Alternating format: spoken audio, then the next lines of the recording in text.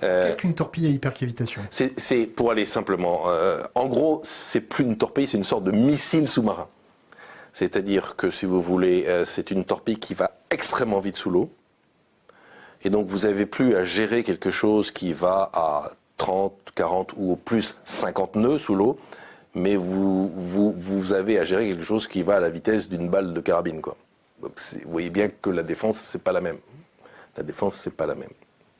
Qu'est-ce que ça fait? On essaye d'être discret? Alors, de toute façon, la première nécessité, le premier combat sous l'eau, c'est effectivement d'être discret et de ne pas se faire repérer. Ce que je veux dire là aussi est simplificateur et caricatural, puis c'est un champ où vous ne m'entraînerez pas aussi loin peut-être que vous le voulez, mais en gros, vous êtes repéré, vous êtes mort. Donc le but, c'est vraiment de ne pas être repéré. Celui qui tue, c'est celui qui n'a pas été repéré.